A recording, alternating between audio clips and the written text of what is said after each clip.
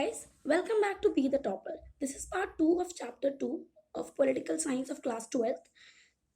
इससे पहले मैं पार्ट 1 इस चैप्टर का बना चुकी हूँ, जिसमें हम लोगों ने डिस्कस किया था कि सोवियत सिस्टम क्या था, सोवियत प्रणाली क्या थी और सोवियत यूनियन का डिसइंटीग्रेशन क्यों हुआ।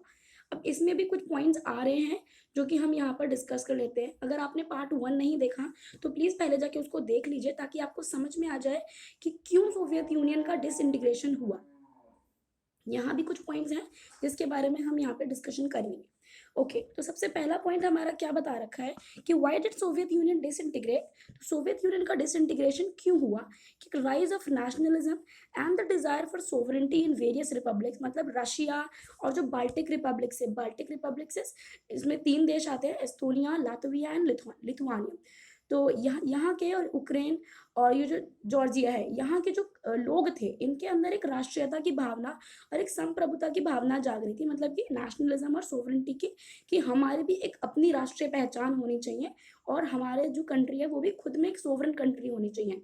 तो ये सारी जो फीलिंग्स थी, ये भी एक बहुत बड़ी वजह थी, इसको बहुत बड़ी वजह माना जाता है कि इसकी वजह से भी सोवियत यूनियन का डिसइंटीग्रेशन हो जाता है। इसके बारे में आगे कुछ और पॉइंट भी बताते हैं कि डिसइंटीग्रेशन क्यों हुआ, जैसे कि अलग अलग लोग अलग अलग बातें बोलते हैं। तो उसमें एक जो फर्स्ट व्यू है वो कहता है कि नेशनलिस्ट अर्जेस एंड फीलिंग्स, कहता है कि जो लोगों के मन में जो राष्ट्रीयता की भावना जग रही थी, उसकी वजह से एक ना एक दिन तो सोवियत यूनियन का डिसइंटीग्रेशन होना ही था।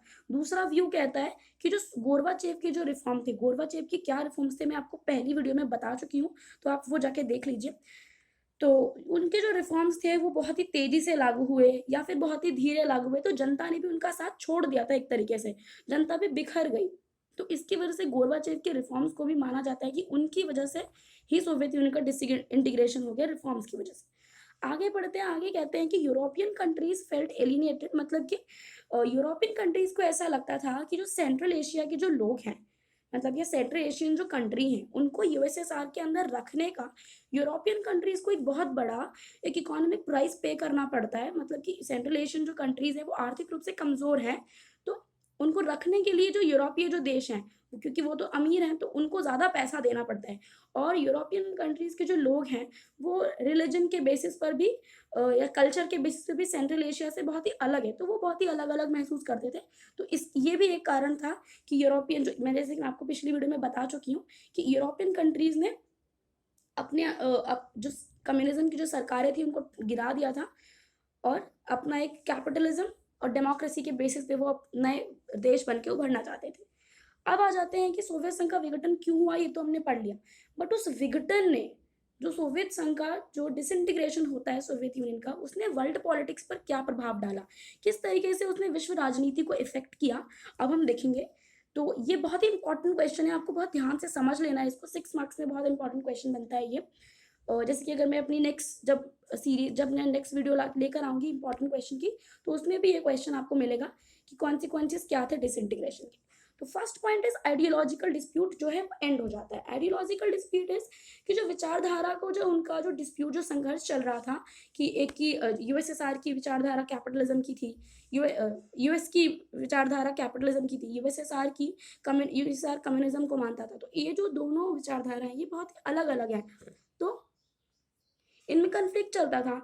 और ये दोनों देश अपने आप को आगे बढ़ाने के लिए कि मतलब हम ही सबसे ज़्यादा, हमारी विचारधारा सबसे तेज है, तो हथियारों की होड़ में लगे रहते थे कि जितने भी वेपन्स बना सके बना लो, और मतलब कि ऐसे मिलिट्री ब्लॉक बनाते।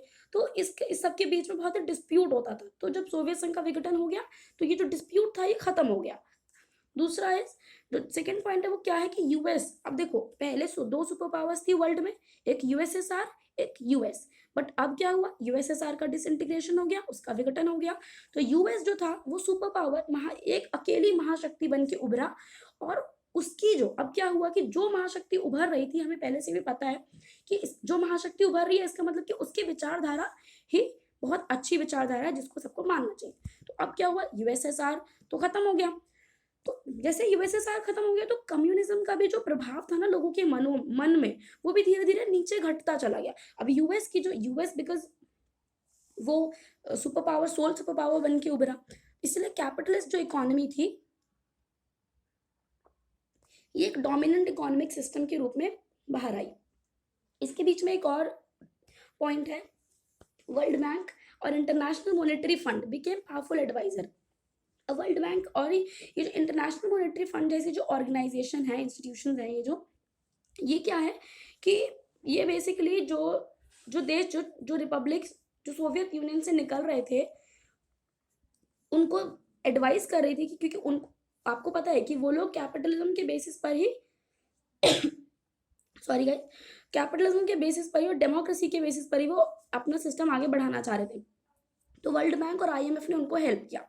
तीसरा जो पॉइंट है वो है emergence of many new countries. अब यूएसएसआर के बीच में से रिपब्लिक जो निकल रहे थे यूएसएसआर में से, उनकी वजह से न्यू कंट्रीज बाहर आ रही थी। आगे बढ़ लेते हैं, क्या लिखा है कि सम ऑफ देम स्पेशली जो बाल्टिक जो कंट्रीज थी वो और ईस्ट यूरोपियन जो स्टेट थे वो क्या करना चाहते थे, वो यूरोपियन यूनियन और को ज्वाइन करना चाहते थे और नाटो का पार्ट बनना चाहते थे। तभी तो वो यूएसएसआर को छोड़ के बाल्टिक कंट्रीज, जैसे कि मैंने आपको पिछले बताया कि क्या थी, हम आपको वो बहुत ही इंपॉर्टेंट भी है, आपको याद भी रखना है, जिसे हम चलिए आगे पीछे देखते हैं तो आपको याद रहे कि बाल्टिक कंट्रीज क्या है। बाल्टिक कंट्रीज है एस्टोनिया, लातविया एंड लिथुआनिया। आपको याद रखना है ये। आगे बढ़ते हैं कि अब ये बाल्टिक कंट्रीज थी और ईस्ट यूरोपियन जो स्टेट्स थे ये यूरोपियन यूनियन में मिलना चाहते थे और नाटो का पार्ट बनना चाहते थे। तो उन्होंने क्या किया, उन्होंने नाटो में भी मिले, यूरोपियन यूनियन को भी ज्वाइन किया, बट उन्होंने अपने जो क्लोज टाइज थे वो रशिया और अमेरिका दोनों से बना के रखा। ऐसा नहीं कि हम अमेरिकन लीडरशिप के किसी ऑर्गेनाइजेशन में शामिल हो जाएं तो हम रशिया को छोड़ दें, उन्होंने ऐसा नहीं किया। अब आते हैं शॉक थेरेपी। शॉक थेरेपी क्या है? अब आप सबको पता है कि अब 15 रिपब्लिक्स थे, सब बुरी तरीके से पिछड़ रहे थे, सोवियत संघ का विघटन हो रहा था, तो एक इकोनॉमी जो इन सबकी देशों की जो अर्थव्यवस्था थी वो भी गिरती जा रही थी। तो शॉक थेरेपी क्या है? शॉक थेरेपी क्या है? ये एक पेनफुल प्रोसेस है ऑफ ट्रांजिशन। मतलब ट्रांजिशन मतलब एक सिस्टम से दूसरे सिस्टम में जाना है, ट्रांजिशन कैसे करके कि एक अथॉरिटेरियन जो सोशलिस्ट जो सिस्टम था, मतलब एक समाजवादी जो पूरी व्यवस्था थी, एक सत्तावादी समाजवादी जो व्यवस्था थी, उससे क्या कर रहे थे ये लोग, लोकतांत्रिक पूंजीवादी व्यवस्था की तरफ बढ़ रहे थे। तो एक पेनफुल प्रोसेस था ये। तो शॉक का मतलब, शॉक क्या होता है, किसी को शॉक दो मतलब उसको चोट पहुंचाओ। तो एक सिस्टम, एक देश जो पूरे तरीके से उस सिस्टम में ढला हुआ है, अब आपको दूसरे सिस्टम में उसको डालना है, तो एक it's a very painful process. और ये मॉडल जो था ये किसने सजेस्ट किया था? ये सजेस्ट किया था वर्ल्ड बैंक और आईएमएफ। ये आपको याद रखना है कि ये model this model was influenced by world bank and IMF. IMF is international monetary fund, अंतर्राष्ट्रीय मुद्रा कोष इसको हिंदी में कहते हैं। आइए अब पढ़ लेते हैं कि शॉक थेरेपी के फीचर्स क्या है। अपने हमने पढ़ लिया कि शॉक थेरेपी बेसिकली क्या है, एक ट्रांजिशन है। कैसे? समाजवादी जो व्यवस्था चल रही थी उससे लोकतांत्रिक पूंजीवादी व्यवस्था में। हमें पता है कि जो भी देश यूएसएसआर से निकल रहे थे उन्होंने क्या किया था, वो अपने को किन बेसिस पे बनाना चाहते थे, एक डेमोक्रेसी और कैपिटलिस्ट कंट्री होगी, हमारी कैपिटलिस्ट इकोनॉमी होगी और डेमोक्रेसी हमारे देश में होगी। तो कुछ इसी तरीके के फीचर्स आपको देखने को मिलेंगे शॉक थेरेपी में भी। तो total shift to capitalist economy मतलब कि पूरा शिफ्ट आपको पूंजीवादी व्यवस्था में, पूंजीवादी अर्थव्यवस्था की तरफ कर देना है। जो प्राइवेट ओनरशिप था, मतलब कि private ownership was to be the dominant. अभी जब हमने पिछली वीडियो पढ़ी थी तो हमें पता था कि निजी संपत्ति का कोई कॉन्सेप्ट ही नहीं था यूएसएसआर में, पर जब शॉक थेरेपी आती है तो क्या होता है कि जो निजी संपत्ति होती है, मतलब एक निजी स्वामित्व लोगों का, प्राइवेट ओनरशिप का ये जो पैटर्न है प्रॉपर्टी रखने का, मतलब ये डोमिनेंट बन जाता है कि प्रॉपर्टी लोगों की अपनी प्राइवेट भी हो सकती है। अब आगे पढ़ते हैं कि क्या कह रहा है ये, collective farms were to be replaced by private farming and capitalism in agriculture. क्योंकि सरकार के पास ज़्यादा पैसा नहीं था, सरकार अर्थव्यवस्था पूरी पूरी तरीके से गिरती जा रही थी, तो उन्होंने क्या किया कि जो जो सामूहिक जो फार्म थे, मतलब जो खेत वगैरह, ये जो फार्म्स जो भी हैं, इनको प्राइवेट लोगों के हाथ में दे दिया। और जो खेती थी उसके अंदर भी पूंजीवादी सिस्टम ला दिया कि भाई एक पर्टिकुलर जो एक इंडिविजुअल है उसकी अपनी खेती हो सकती है, मतलब उसका अपना किसान का एक जगह हो सकती है जिसमें वो अपनी मनपसंद से कुछ भी उगा सकता है। तो इस तरीके का कुछ एकदम फ्री सिस्टम एग्रीकल्चर में भी वो लोग लाए। Complete switch to free trade was considered essential. Free trade मतलब कि खुली पूरा तरीके से जो मुक्त व्यापार है उसको अपनाना एकदम बहुत ही एसेंशियल माना गया कि जब तक मुक्त व्यापार नहीं होगा ना तब तक यूएसएसआर की जो इकोनॉमी है वो सही ढर्रे पे नहीं चल पाएगी, मतलब वो अपने फिर से उस तरीके से डेवलप नहीं हो पाएगी। आगे क्या है कि openness to foreign investment, financial opening up and currency convertibility. मतलब कि आपको जो अपने जो मार्केट्स हैं उसको भी ओपन रखना है, ताकि फॉरेन मतलब कि और लोगों और जो देश हैं उनके भी बड़े बड़े जो पूंजीपति हैं वो भी आपके मार्केट्स में इन्वेस्ट कर सकें। That is foreign investment. Financial opening मतलब कि अपने जो आपको अपना व्यापार मतलब पूरी तरीके से आपको फाइनेंशियली तरीके से अपने को कंट्री को खोल देना है, ताकि आपके कंट्री में व्यापार अच्छे से हो सके। थर्ड इज करेंसी कन्वर्टेबिलिटी, कि आप करेंसी को भी चेंज करो और मुद्राओं की आपसी परिवर्तनीयता हो, सो दैट कि आप डेवलप कर पाओ एक कैपिटलिस्ट सिस्टम में। Each state from this block was linked directly to the waste.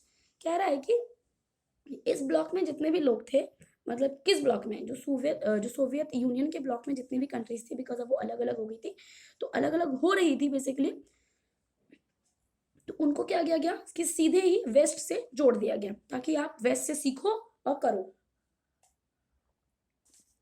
अब हमने पढ़ लिया कि उसके फीचर्स क्या हैं शॉक थेरेपी के। अब हम देखेंगे कि उसके कॉन्सिक्वेंसेस क्या हो। अब फीचर्स हमने पढ़ लिए, फीचर्स ये थे, बट उससे क्या क्या फर्क पड़ा, उससे कुछ अच्छा हुआ या नहीं हुआ, या कितना अच्छा हुआ कितना खराब हुआ, अभी हम उसको देखते हैं। क्या है कॉन्सिक्वेंसेज ऑफ शॉक थेरेपी।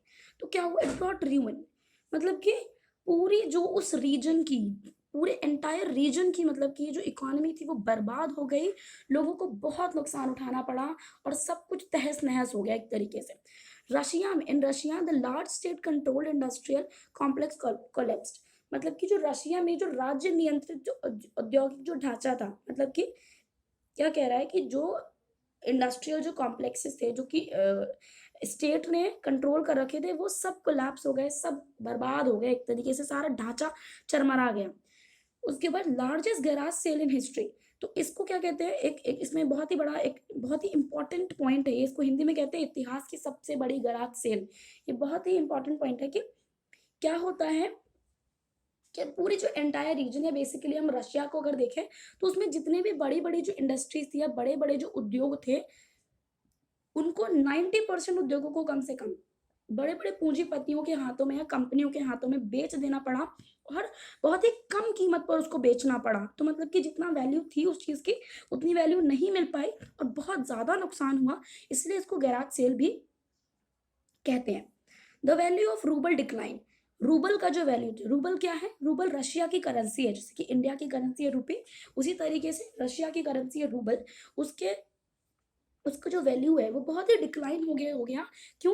क्योंकि जो इन्फ्लेशन रेट था वो बहुत ज़्यादा बढ़ रहा था, मुद्रास्फीति बहुत ज़्यादा बढ़ रही थी, और जो मतलब कि चीज़ें महंगाई बढ़ रही थी एक तरीके से, तो लोगों के पास जितनी भी जमा पूंजी थी वो भी खत्म होते जा रही थी। मतलब कि आप जितना भी सामान, जितना भी पैसा दो, पर आपको सामान कम मिलेगा। तो क्या हुआ कि जो करेंसी है उसकी जो वैल्यू है वो डिक्लाइन हो गई। Next point is collective farm system disintegrated, मतलब कि जो जैसे कि हमने पहले पता, अगर फीचर्स अगर आपने ध्यान से सुने तो भी मैंने बताया आपको कि जो कलेक्टिव फार्म का जो सिस्टम था वो क्या हो गया, वो बंद हो गया, प्राइवेट ओनरशिप आ गई। तो ये जो सिस्टम वो पूरी तरीके से डिसइंटीग्रेट हो गया। फूड इनसिक्योरिटी बढ़ गई, मतलब अब क्या होता है कि जो जो प्राइवेट, जब एग्रीकल्चर में भी जब कैपिटलिज्म आ गया तो किसान अपनी मर्जी से उगाएगा, अपनी मर्जी से उसको बेचेगा, तो उसमें सरकार का कोई हाथ नहीं रहेगा। तो सरकार, जैसे कि सोशल वेलफेयर का इनका एक रहता था कम्युनिज्म में, कि सोशल वेलफेयर सरकार के माध्यम से जनता का होता है। तो फूड से इनसिक्योरिटी बढ़ती गई, क्योंकि सरकार उस पर ध्यान नहीं दे पा रही थी, क्योंकि जो पावर थी एक खेती करने की या फिर कुछ भी उगाने की या कुछ भी मार्केट में बेचने की, किसके हाथ में आ गई थी, ये प्राइवेट लोगों के हाथ में आ गई थी। जो रशिया था उसको फूड को इम्पोर्ट करना पड़ा। ये सब बहुत बड़ी उसके सामने बहुत सारी दिक्कतें आई, कि अब इतनी बर्बादी हो गई कि अब जो कि मतलब इतना समृद्ध जो एक पूरा जो संस्था मतलब एक ऑर्गेनाइजेशन ही समझ लेंगे इस यूएसएसआर को, जो इतने बड़े जो इतना अमीरी थी एक समय में, तो अब इतनी गरीबी आ गई कि फूड भी इम्पोर्ट करना पड़ रहा है। तो जो ये जैसे मैंने आपको पहले बताया कि जो सोशल इस वेलफेयर का जो इनका सिस्टम था सोशल वेलफेयर का, वो डिस्ट्रॉय हो गया। जो मिडिल मैन था वो सोसाइटी के पेरिफेरी पर चला गया, मतलब कि मिडिल मैन जो था वो एकदम उसका हास्यकरण हो गया, वो तो कुछ रहा ही नहीं एक तरीके से। जो जो अमीर है वो तो चलो ठीक है, वो तो कर लेगा, जो गरीब है वो तो कहीं का भी नहीं रहा। जो मिडिल मैन था वो एकदम पिछड़ गया, वो भी पिछड़ गया, मतलब academic and intellectual man power disintegrated और माइग्रेटेड। जो भी मतलब अकादमिक और बौद्धिक काम से जो जुड़े हुए जो लोग थे, या तो वो पूरी तरीके से बर्बाद हो गए, बिखर गए, या फिर वो चले गए उस जगह को छोड़ के, क्योंकि इससे ज़्यादा क्या बुरा होगा कि आप किसी देश को फूड भी इम्पोर्ट करना पड़ रहा है। अब क्या हुआ, emergence of mafia, mafia group का जो है वो उद्भव सा होता है, एक तरीके से एक उभरता है, मतलब माफिया वर्ग वहाँ पे, और जितनी भी बड़ी बड़ी जो आर्थिक गतिविधियां मतलब इकोनॉमिक एक्टिविटीज होती हैं उन सबको अपने कंट्रोल में कर लेता है। Great economic inequalities, great economic inequalities कैसे आती हैं, अब आप सबको पता है कि मैंने आपको पहले ही बताया कि क्या हुआ, जो सोशल वेलफेयर था पहले वाला वो हट गया, पावर थी वो इंडिविजुअल के हाथों में अब आने लगी, तो कोई अमीर होगा, कोई तो बहुत अमीर हो जाएगा या फिर कोई बहुत गरीब हो जाएगा। तो ये जो असमानता है आर्थिक रूप से, कुछ तो बहुत धनी कुछ बहुत निर्धन, तो ये सब चल रहा था। अब एक कुछ और भी पॉइंट है कि शॉक थेरेपी के चक्कर में क्या हुआ कि जो कॉन्स्टिट्यूशन जो मेकिंग का वर्क हो रहा था, मतलब कि जो हर देश कॉन्स्टिट्यूशन जो अपना बना रहा था वो एकदम जल्दी जल्दी में होने लगा।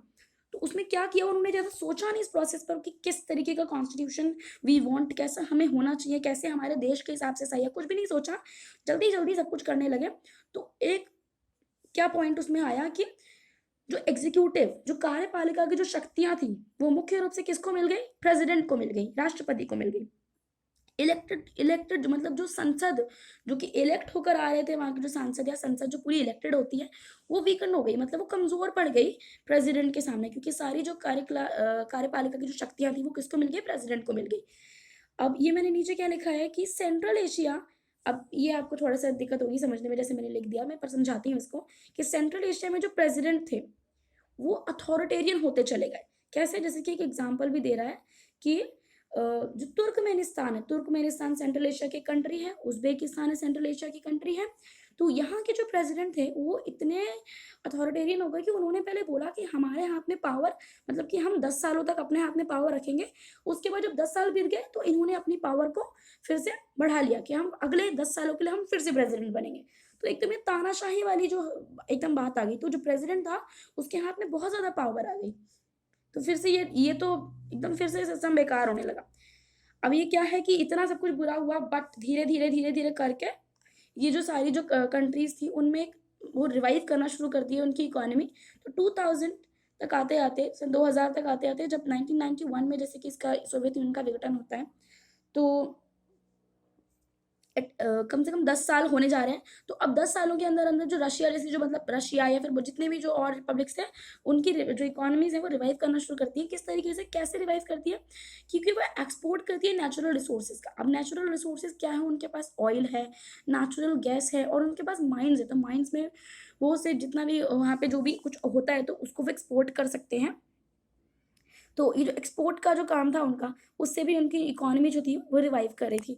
अब ऑयल प्रोड्यूसर जो कंट्रीज, अब सेंट्रल एशिया में अगर देखें तो ऑयल प्रोड्यूसर कंट्रीज कौन कौन है, तुर्कमेनिस्तान भी ऑयल प्रोड्यूस का, मतलब वहाँ पे भी ऑयल का प्रोडक्शन होता है, Uzbekistan, Kazakhstan, Russia and Azerbaijan, ये पांच कंट्रीज थे जहाँ पे ऑयल का प्रोडक्शन होता है। तो ये तो 5 कंट्री थी जहाँ पे ऑयल का प्रोडक्शन होता है, तो ये तो इस ऑयल को एक्सपोर्ट करके फ़ायदा उठा लेती थी। बट जो कुछ कुछ कंट्रीज़ ऐसी थी सेंट्रल एशिया की या फिर यूएसएसआर में जो रिपब्लिक्स थे, उनमें से मतलब कोई कुछ ऐसी कंट्रीज़ थी जहाँ पे ऑयल का प्रोडक्शन नहीं होता था, बट उनके एरिया से ऑयल की पाइपलाइन गुजरती थी। तो पाइपलाइन जो गुजरती थी उससे उनको फ़ायदा हो जाता था। तो ये सब था कि सोवियत यूनियन का डिसइंटीग्रेशन कैसे हुआ, क्यों हुआ, ये सब कुछ हमने पार्ट 1 में भी पढ़ा था, कुछ आज भी पढ़ लिया। शॉक थेरेपी क्या है, डिसइंटीग्रेशन के कॉन्सिक्वेंसेस क्या हुए, शॉक थेरेपी क्या है, उसके फीचर्स क्या हैं, उसका कॉन्सिक्वेंसेस क्या हुए, ये सब हमने पढ़ लिया। और उसके बाद कैसे तरीके से इनकी इकोनॉमी रिवाइव करना शुरू करती है, ये सब आज हमने पढ़ लिया। तो अगर आपने पिछला वीडियो नहीं देखा है तो प्लीज़ उसको जाके देख लीजिए। एंड ऑफ कोर्स अगर आपको वीडियो अच्छा लगा हो तो प्लीज़ उसको लाइक कीजिए, शेयर कीजिए वीडियो को, और मेरे चैनल को सब्सक्राइब कर लीजिए। मेरे चैनल का नाम बी द टॉपर है, प्लीज़ उसको सब्सक्राइब कर लीजिए।